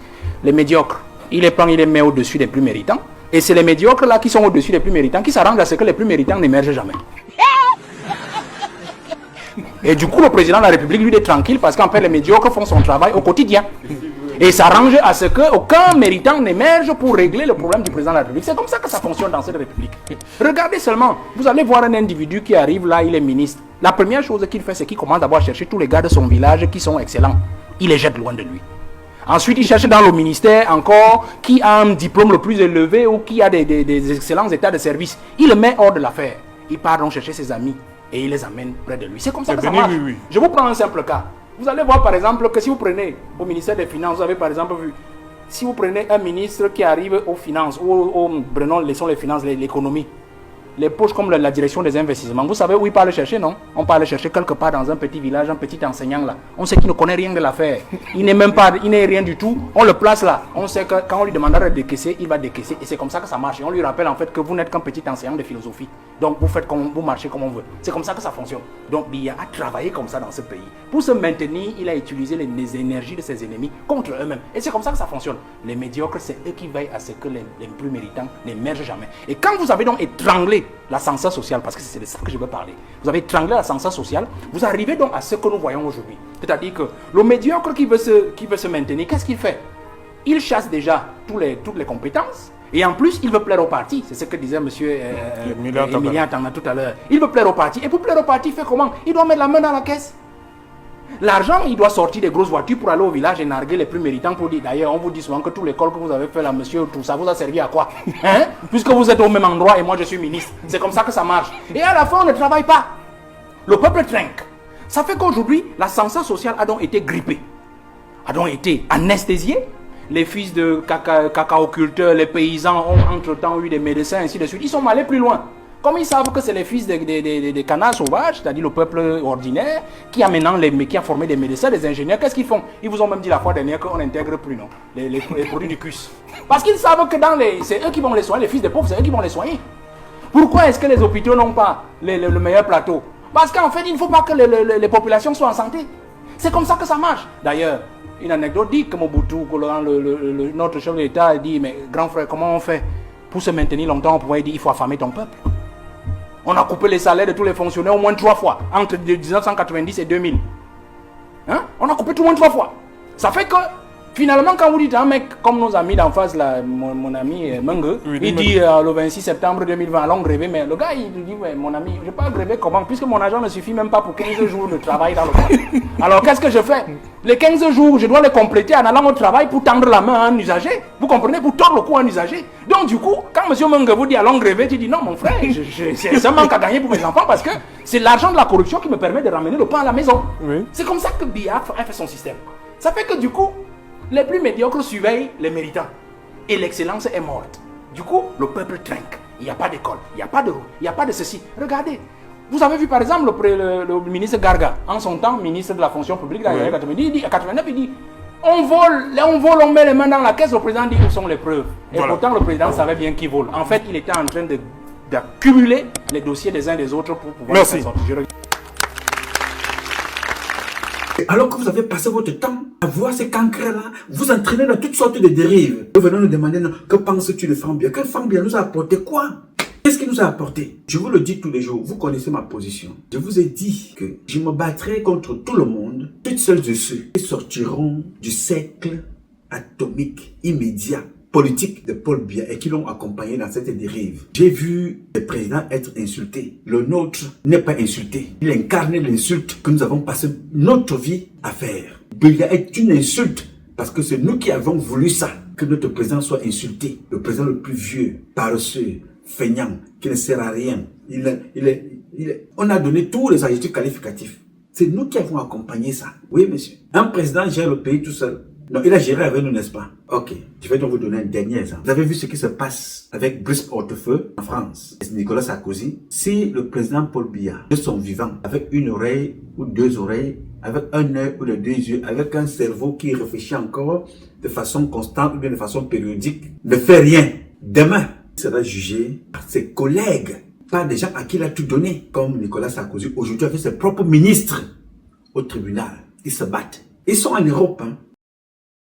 Nicolas Sarkozy va-t-il retourner en prison? Le parquet a réclamé 7 ans d'emprisonnement à son encontre ce mercredi lors du procès en appel sur le financement de sa campagne de 2007. Condamné à 5 ans en première instance, l'ancien président de la République avait passé 20 jours derrière les barreaux à la prison de la Santé. Julie Calderon, Alexandre Aguillet et Guillaume Pied. Il quitte la salle d'audience sans un mot, ni un regard pour la presse. Quelques minutes avant, le parquet vient de requérir contre Nicolas Sarkozy 7 ans de prison, ainsi que 300 000 € d'amende et 5 ans d'inéligibilité, comme en première instance. L'accusation était alors convaincue que Nicolas Sarkozy avait laissé faire ses proches collaborateurs, Brice Hortefeux, Claude Guéant. Cet après-midi, elle est allée plus loin. Pour elle, il est l'instigateur de rencontres avec des négociateurs libyens avant la campagne présidentielle de 2007. Il est le principal, l'unique bénéficiaire d'une organisation, tout ça pour lui permettre d'être élu et pas à n'importe quelle élection. Pour le parquet, la culpabilité de l'ancien chef de l'État ne fait aucun doute. Tous les chefs de prévention sont retenus. Corruption, financement illégal de sa campagne de 2007, recel de détournement de fonds publics et association de malfaiteurs. Ce que réfute la défense de Nicolas Sarkozy. Il n'y a pas d'argent dans son patrimoine, pas d'argent libyen, et pour cause, il n'y a pas eu de financement de la campagne électorale de Nicolas Sarkozy par la Libye. Son élection n'a pas été biaisée. Et je le redis, Nicolas Sarkozy est innocent et nous le démontrerons dans 15 jours. Côté partie civile, le réquisitoire d'aujourd'hui était attendu. On est enfin en voie d'achèvement d'un processus qui dure maintenant depuis plus de 13 ans. Et enfin, on voit que cette justice est sur le point de prospérer, est sur le point d'avancer. La Cour d'appel rendra sa décision le 30 novembre prochain. Marie Chantrel, je me tourne vers vous. Effectivement, pas encore, j'imagine, de réaction politique, puisque alors qu'on voit à l'instant Nicolas Sarkozy dans la cour d'appel. Pas d'expression, hein, effectivement. On s'attendait en effet au fait que l'ancien chef de l'État ne réagisse pas aujourd'hui. Il l'avait fait il y a plusieurs mois quand son jugement était connu, encore une fois sous le contrôle d'Alexandra. Ce jugement-là en appel ne sera connu qu'à la fin du mois de novembre, le 30 novembre précisément. Nous sommes en Afrique. Nous avons une perception différente des personnes âgées, des parents, de la France et du Cameroun. En France, ils abandonnent leurs personnes âgées dans des maisons de retraite. Nous, ce n'est pas pareil. C'est le seul exemple que je peux vous donner. Et je dis, je n'ai pas envie de voir ce théâtre-là. Ce que j'ai vu en Guinée. Des gens défiler devant les tribunaux. Vous avez encore la possibilité d'éviter ça pour vous demain. Je vous dis, moi, je n'aimerais pas voir ça. Alors, pour que je ne vois pas ça, je ne puisse pas voir ça même dans mon de façon imagée. Arrangez-vous que cela ne se passe pas. Si vous pouvez constater ce que je dis là, constatez, regardez ce qui se passe. Vous voyez qu'ils se neutralisent tous, n'est-ce pas? Tous sont neutralisés. Tous. Demain matin, on vous dira que si rien n'a marché au Cameroun, c'est à cause de Paul Biya. Mais personne ne se dira, si rien n'a marché, j'étais ministre des Finances. C'est moi qui hypothéquais les vies des Camerounais. C'est moi qui parlais de SGF. C'est moi qui finançais. C'est moi qui ai eu des problèmes avec Manaouda Malachi de 10 milliards. L'enquête n'a jamais vu le jour. Paul Biya n'est pas au courant de cette affaire. Mais 2 ministres se sont tirés les chignons, pour ceux qui en ont, Dupont Motazé et Manaouda Malachi. Voilà le titre du journal. L'enquête n'a jamais vu le jour. Il y a des enfants en prison pour un sachet de riz. Mais parmi ces gens-là, ils vous disent qu'ils veulent remplacer Biya. Parmi ces gens-là, si on vous dit qu'il y a un nouveau gouvernement aujourd'hui, ils aimeraient faire partir encore de ce nouveau gouvernement. Qu'ont-ils apporté pour que ça change? Je vous dis, on ne tue pas en Afrique comme on tue au Cameroun ces jours-ci. Regardez le nombre d'enfants qu'on tue au Cameroun. C'est devenu normal de ôter la vie. Poignard, fusillade, empoisonnement, bagarre. On tue. Biya, à quel âge va-t-il devenir ministre de la Défense? À quel âge Biya va-t-il devenir ministre de la Santé? Ministre de la Police et de la Gendarmerie? Mais nous avons servi à quoi? Simplement à des, à des événements communicationnels. On se lève le matin, vous avez observé ces jours-ci, n'est-ce pas? Les documents qui sortent du palais sont repris par des agences, des gens qui sont au palais. Ils mettent leur logo là-dessus. Un document officiel estampillé au milieu par le logo des gens au quartier. Et on va vous prendre au sérieux. Personne ne se pose la question. Il faut respecter un document officiel. Aujourd'hui, on crée confusion. Personne ne se pose la question. Et quand on crée ce désordre-là, ça c'est Vondayolo qui est à la base. Vondayolo. Les petites agences de communication pour combattre celui qui était son ami Yamogo Belinga. On va prendre les jeunes au quartier. Un document sort, ils mettent leur cachet là-dessus, ça circule partout. Tu te poses la question mais comment? Pourquoi est-ce que tu es une agence de communication? Tu es obligé de mettre, d'estampiller ton logo sur ce document-là. C'est pour dire qu'on te l'a donné en priorité ou c'est pour dire quoi? Je ne sais pas. Donc, vous contribuez à faire douter des documents officiels qui sortent de la présidence. Et vous voulez qu'on vous respecte. Alors, je continue de vous le dire. Si les gens ne vous disent rien, c'est des comportements qui sont enregistrés. Regardez, demain, ça va vous poursuivre. Nicolas Sarkozy ne savait pas. Il avait dormi un seul jour dans une cellule. Pas convoqué pour être entendu. Un seul jour dans une prison. Il pouvait tout attendre. Mais sauf ça. À l'époque, il parlait comme ça. Les tribunaux doivent punir parce que quand on est voyou, c'est encore pire d'être un voyou du haut de l'échelle par rapport au voyou du bas de l'échelle. Peu m'importe que cela ne se dise pas, moi je le dis parce que je le pense. Il faut que les peines soient exécutées. La non-exécution des peines, c'est l'impunité. Nul ne doit pouvoir être libéré de sa peine avant d'en avoir accompli au moins les 2/3.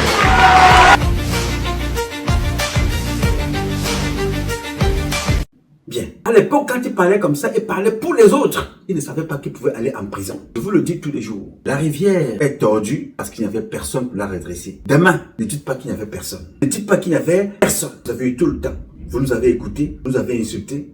Vous avez continué à faire la même bêtise parce que vous jouez le jeu de ceux qui sont et de ceux qui vous emploient. Les agences se créent partout parce que pour noyer les besoins des Camerounais, vous inondez les réseaux sociaux avec tout et n'importe quoi. Chacun a pris sa cible. D'autres font des publications maintenant, ils soutiennent Ngongo Ferdinand. D'autres soutiennent Franck Biya. D'autres soutiennent Chantal Biya. D'autres soutiennent Oswald Babouké. D'autres soutiennent même Indira. D'autres soutiennent Frank Hals. Voilà votre niveau. Personne ne parle, ne se dit des crimes qui sont faits tous les jours. Comment peut-on tuer autant dans un pays où le président dit « je suis le mendiant de la paix ». Dans son propre pays, on tue comme ça. Mais ceux qui sont là pour relayer l'information par les médias sont plutôt là pour encenser ceux qui sont censés donner la bonne information au président et ceux qui sont même à la base de ce qui se passe ici en bas. Donc, le quatrième pouvoir est le média, au lieu qu'à travers ces canaux de communication, publie, dénonce ça, passe plutôt le temps à encenser Vondayolo, à encenser Oswald Babouké, à encenser Ferdinand Ngongo, à encenser Crescence Babouké. Non, on ne parle plus de... On parle à Marie-Louise, c'est fini.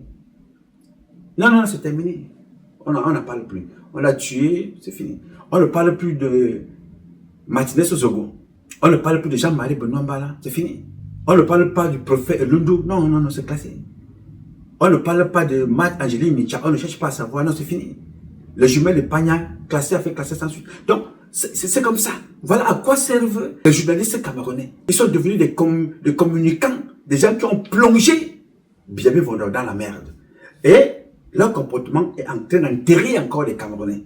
Là, ils se lèvent chaque jour avec un nouveau scandale ou bien avec une nouvelle promotion. Allons ouvrir, il y a une nouvelle, on a inauguré la FECAFOOT. Comme vous voyez là, la FECAFOOT a été inaugurée hier, ça a créé 5000 emplois. Donc les Camerounais ont eu l'eau potable. Maintenant, il n'y a plus de délestage au Cameroun. Depuis qu'on a inauguré la FECAFOOT là, le siège là, non.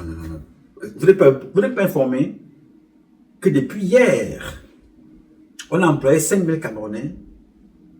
5000 Camerounais ont été recrutés. Il n'y a plus de délestage. Orange ne vole plus l'argent. On ne coupe plus le courant. Les Camerounais ont l'eau depuis hier. Vous avez vu ça, n'est-ce pas? Voilà alors comment est-ce que ces gens-là ont passé toute leur vie à fonctionner avec les Camerounais. Tout le temps. Et tout a fini. Le pape est parti. L'Assemblée est morte. Le Sénat est mort. En fait, les deux présidents sont morts.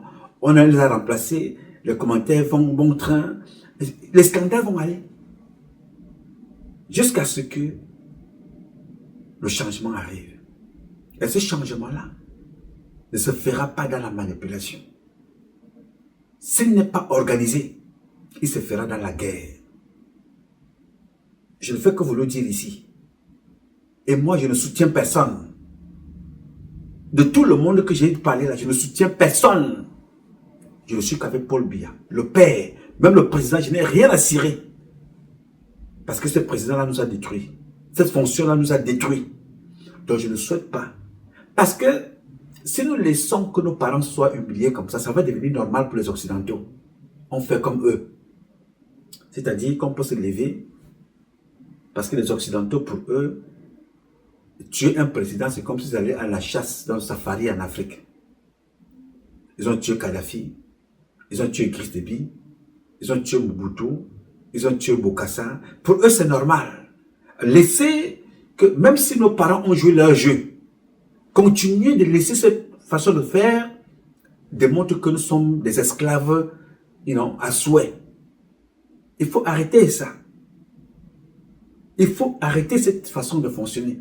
De penser qu'on n'a pas été d'accord avec nos parents, il faut les livrer aux Occidentaux. Pourquoi on dit que voilà, quand on va chasser Biya, le peuple sera content qu'on a chassé Biya.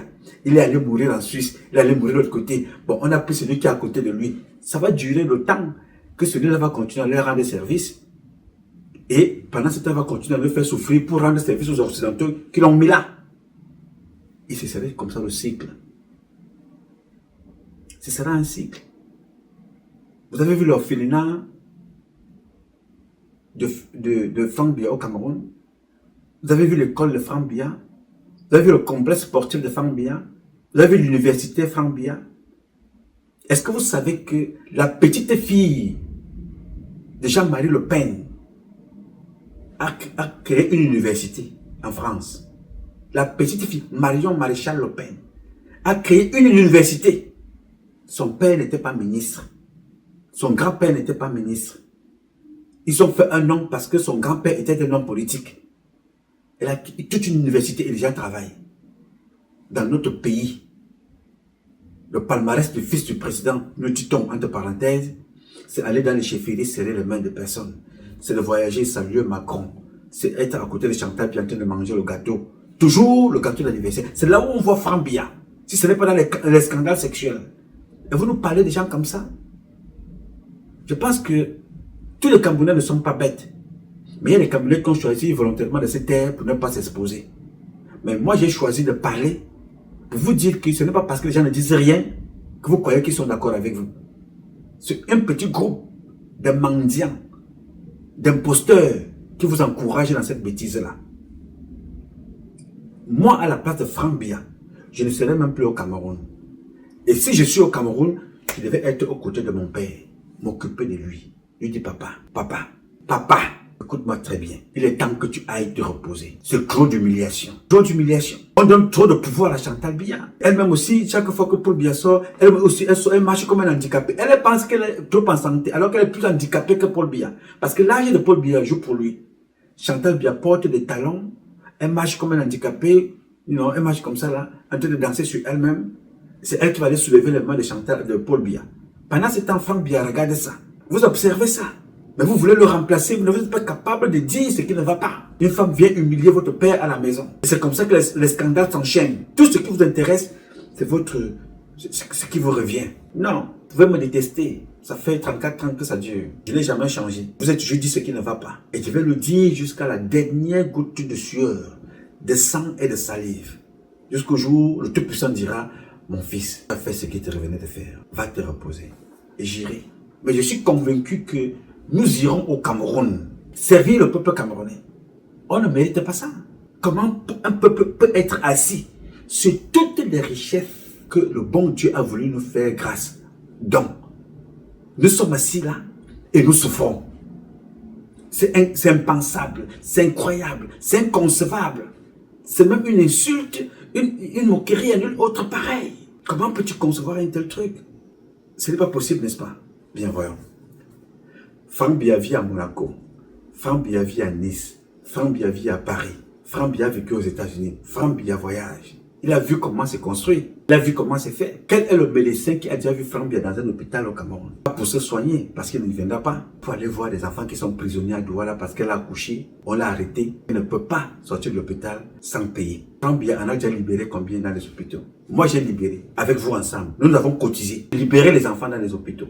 Oui, monsieur. Tout récemment, l'un de nos compatriotes, tout récemment là, en Virginie, venait encore de donner $2000 qui ont servi de libérer les enfants à l'hôpital à la Quintina à Douala. Là, ça vient des États-Unis. Franck Biya pouvait dire à son papa, papa ne part pas, laissant le pays là sans que les enfants aient une assurance pour tout le monde, comme vous avez vu ça dans d'autres pays. Vous quittez le Cameroun pour aller chercher l'aide médicale en France. Alors que la France vit avec l'argent du pétrole, de l'or, du diamant et du bois camerounais, réussissent à vous donner l'aide médicale chez eux. Mais là où tout ça provient, vous n'arrivez pas. Les femmes meurent parce qu'elles vont donner la vie. Elles perdent la vie en allant donner une vie. Franck Biya voit ça. Mvonda Yolo voit ça. Ferdinand Gongo voit ça. Oswald Baboke voit, Crescence voit ça. Léopold Moutazé voit ça. Chantal Biya voit ça. Mais ils n'ont rien fait. Mais ils veulent continuer de rester là. Mes chers amis, mes chers frères, si personne ne vous le dit, c'est que nous, les petits Penanga, nous avons ouvert les portes de l'enfer contre nous-mêmes. Nous avons ouvert les portes de la détestation contre nous-mêmes. Nous avons fait appel à la déstabilisation contre nous-mêmes. Nous avons fait appel au tribalisme contre nous-mêmes. Nous avons fait appel à la déstabilisation du pays à partir de notre propre famille contre nous-mêmes. Et cette guerre-là ne va pas commencer avec les autres. Elle commencera à l'intérieur de la maison. Les petits Nanga entre eux, les Boulos, les Ogondo, les Etono, les Manguissa, les Ntumu, tout ce monde-là. Nous allons commencer la guerre entre nous. Si vous ne faites rien, vous avez encore la possibilité de sortir. Moi, je ne suis pas là pour vous cirer les pompes. Aucun d'entre vous ne peut changer ma vie. Il n'y en a pas. Parce que si ça ne dépendait que de vous, je serais mort depuis très longtemps. Mais comme ça dépend de Dieu, je parle donc parce que c'est Dieu qui nous donne la force de parler. Vous voulez, vous gardez ce que je dis. Vous voulez, vous ne gardez pas. Mais ce qui est sûr et certain, le changement se fera dans ce pays-là. De gré ou de force. Oui, monsieur. Je suis sûr et certain qu'un jour, là où le Peignat se trouve en ce moment, il a au moins eu un jour à regarder une vidéo de Nouma. Et cette vidéo-là, il revisionne ça en ce moment-là où il est assis. Il regarde ça. Qu'avait Ege Djibril pareil. Qu'avait Ege Djibril est en train de regarder ça. Le général Mbaye. Son fils est ici aux États-Unis. Je vais revenir sur son cas plus largement possible. Donc ils ont un jour entendu parler de ce nom parce que ce n'est pas un honneur pour moi d'être le doyen de tous les activistes que vous voyez dehors là. Il n'y a aucun Camerounais qui a autant de vidéos que moi. Aucun Camerounais n'a parlé comme je parle depuis 34 ans. Donc tous les membres du gouvernement savent que Nouma n'est pas parfait. Nouma est un délinquant. Nouma est un criminel. Nouma n'a pas eu dormir. Nouma vit dans la rue. Nouma n'a pas de papier. Mais Nouma aime les gens. Et Nouma a toujours parlé. Et quand il parle, c'est ce qui se passe dans notre pays, le Cameroun. Et toutes celles de ceux qui ont empêché que certaines choses se réalisent, chaque fois, ils sont donc tous en train de mourir. Ils partent comme ils partent là. Nouma est assis, il touche du doigt, par la volonté de 10 ans. Donc, que tu écoutes et que tu n'écoutes pas ce que je dis ici, ça n'engage que toi. Le seul mérite que j'ai, c'est de te l'avoir dit. Et je sais que le changement est là, à côté. Et si tu ne fais rien, si nous ne faisons rien, ça va très mal se passer pour nous les petits Benanga. Parce que le Père Biya, à 100 ans, que veux-tu qu'il attende de toi ou de moi? Tout ce qui sera fait aujourd'hui sera fait pour ton élévation, pas pour lui. Tout ce qui sera fait pour ton élévation. Parce que tout ce que tu poseras comme acte, c'est toi qui seras maudit, si ce n'est pas dans le sens positif. Parce que lui comme Niat, comme Kaveh Getibel, comme Atangana Clément, comme Laurent Esso, comme Adolphe Moudiki, ils ont tout donné. S'ils ont mal fait, c'est Dieu qui va les sanctionner. Mais à ton niveau, mon ami, ces gens-là n'ont rien à te prouver. Donc nous avons intérêt à ce que Biya ne meure pas et que sa nudité soit exposée comme celle de Christian Tchoumi. Et ça, c'est la responsabilité, Franck Biya. C'est la responsabilité de Pierre Maba. C'est la responsabilité de tous les autres, y compris moi. C'est pour ça que je me gosille tous les jours à vous dire, les gars, faites très très attention. Nous sommes sur un fil. Tout peut arriver à tout moment. Et nous allons assumer les conséquences. Quand j'ai dit non, chacun se reconnaît dans ce non-là. Ce n'est pas tout le monde. Donc j'ai voulu échanger avec vous pour vous dire ma position. Je ne suis pas pour que Franck Biya devienne président ou vice-président parce qu'il va remplacer son père. Non. S'il devient président parce qu'il y a un candidat, il fait campagne comme tout le monde. Il a son parti. Il devient président. C'est son droit. Mais remplacer son père, il n'a rien fait pour mériter remplacer Paul Biya. Il a contribué à plonger Paul Biya, comme j'ai contribué, comme beaucoup d'entre nous, les petits Nanga, ont contribué, comme beaucoup d'entre nous, les Camerounais, ont contribué à plonger la politique de Paul Biya. Donc il n'est pas digne de remplacer Paul Biya. Il est légitime, c'est de son droit d'aller poser sa candidature et concourir. Mais remplacement, que Paul Biya dise quoi là, j'ai un décret. J'ai signé parce que j'ai le droit de signer que tel peut me remplacer. Non. Même si le président le veut, qu'il le fasse, il a fait appel à la guerre. Et il le fera appel à cette guerre-là contre lui-même. En ce moment-là, il assumera donc les conséquences de ce qu'il n'avait jamais voulu voir venir. C'est ce qui arrivera. Je ne suis pas pour. Réfléchissons. Pour l'intérêt de tous et de chacun. Que notre pays ne devienne pas un théâtre de déstabilisation comme cela est déjà dans certains pays. Que ça se passe chez nous. Nous avons la grâce de voir ce qui se passe ailleurs. Et on pouvait en tirer les conséquences. Et je me rappelle que quand j'avais écrit au président Ouattara, c'est ce que j'avais écrit, j'avais mentionné dans la correspondance. Que papa Ouattara, moi qui ai travaillé pour toi, quand tu venais de prendre ton premier mandat ici, il y a la guerre dans mon pays, le Cameroun. Quel conseil nous donnes-tu pour que le peuple ne meure pas? Comme ce qui s'est passé en Côte d'Ivoire. Apprenons des erreurs des autres. Le père Ouattara a cette lettre-là. Vous voyez, je vous dis toujours que entre ce que je dis ici et ce que nous faisons, c'est 20% de communication. 80% sont à la recherche de la paix. Le père Ouattara, président de la Côte d'Ivoire, il a cette communication. Guillaume Soro, je l'ai rencontré et je lui ai parlé de la même chose. Il était président de l'Assemblée. Pour lui faire comprendre que mon frère, vous avez connu la guerre. Les Ivoiriens sont morts. Nous regrettons ces morts pour rien. Quel conseil peux-tu me donner pour qu'on arrête la guerre chez nous au Cameroun? Guillaume Soro, je l'ai croisé à l'hôtel derrière le Waldorf Astoria. Le président Ouattara, quand je le croise, je le croise par le biais de l'ambassadeur Youssoufou Mbamba.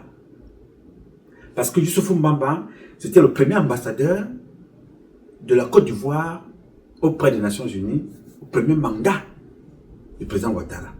Alors, j'avais une émission à la télévision avant vos réseaux sociaux, aujourd'hui où chacun peut s'asseoir. J'avais une émission à la télévision ici, à New York. Donc, l'ambassadeur passait dans mon émission pour parler aux Ivoiriens. Vous voyez un peu? Je faisais la promotion de la culture camerounaise. Je produisais cette émission-là et je la présentais aussi de temps en temps.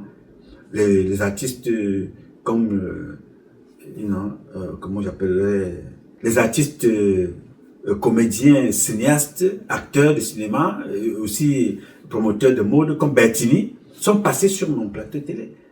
Les artistes maliens, les artistes ivoiriens sont passés sur mon plateau. Le gars qui a chanté Seka Seka, Seka Seka, Seka Seka, je l'ai reçu sur mon plateau télé. Donc, vraiment, mon parcours est tellement riche pour l'intérêt des masses. Je ne fais pas des choses pour plaire, je fais des choses parce que je me dis l'Africain doit être valorisé. L'Africain mérite plus que ce que nous lui offrons tous les jours. En allant à la rencontre de Ouattara et de tous les autres, c'était continuer dans la mendicité de la paix, comme disait Paul Biya à une certaine époque. Qu'est-ce qu'on peut faire? Nous avons une responsabilité. Tout est là, il suffit tout simplement d'appliquer. N'allons pas chanter paix ailleurs, alors que nous sommes en guerre dans notre propre pays, nous sommes incapables de ramener la paix. Il est longtemps. Ce n'est pas la fonction qui fait la paix. Ce n'est pas le poste qui fait la paix. C'est notre comportement qui fait la paix. C'est nos comportements qui feront la paix. Donc c'est à chacun d'entre nous. J'ai dit. Alors mes chers compatriotes, ce combat est un combat de tous et de chacun pour un intérêt commun. C'est avec la volonté des Camerounaises et des Camerounais que vous êtes. La bénédiction de Dieu que nous vaincrons. En attendant, le combat continue.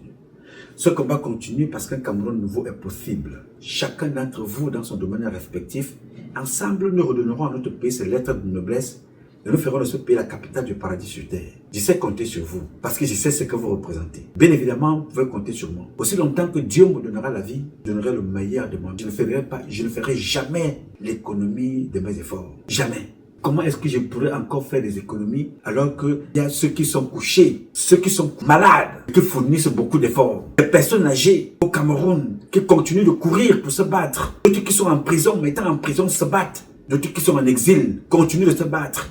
Et que moi j'ai le souffle de vie et la santé, que je ne fasse rien. Non, je ne peux pas croiser mes bras. Je ne peux non plus me taire.